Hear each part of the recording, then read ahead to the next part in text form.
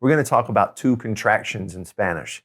We know that contractions are words that we contract, we bring them together and form one word. Two words become one. And that's what we're going to talk about in today's lesson. Now, first of all, I want to tell you that today's lesson involves the word a, which means at or to, and the word de, which means of or from. Okay, we're going to use those two words to form two types of contractions today. Now, first of all, I just want to quickly go over something that I know you know by now, but we're going to use this. And so I just want to quickly review it. It's the 4 ways to say the in Spanish. So, of course, we have these ways. We have el with no accent.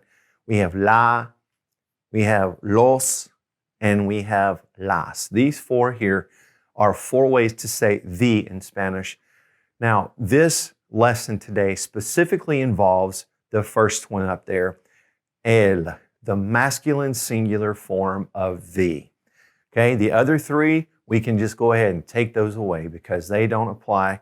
Just a quick review. So I wanted to show you in a visual that there are 4 ways, but this only applies to this word, el. Very simple. Watch this.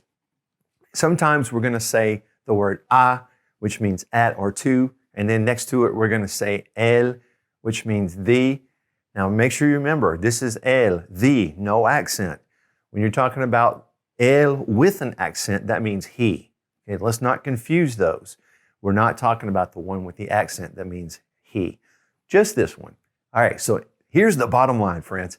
When you have the word a, at or to, next to the word el, el with no accent, they are going to combine and become al. So if you're saying, I'm going to the car, you would, el carro would become al carro. It's that simple. Okay? Now, watch this. We're going to the store, a la tienda. Would we combine those? No, absolutely not. Remember, it only applies to el with an accent. So la, los, las, none of those apply. Those stay separately. Now, I bet you can guess what's coming next. Let's talk about the word de. De, of or from. Whenever you have de next to el with no accent, guess what happens? They combine to become del. So if you're saying he's coming from the building or of the building, it's kind of what you're implying, from the building. De el edificio becomes del edificio. It's that simple. Okay, friends, so summarize. A and el become al, de and el become del. All right, so bring that into your conversation. Make sure you're practicing so you can internalize everything you're learning.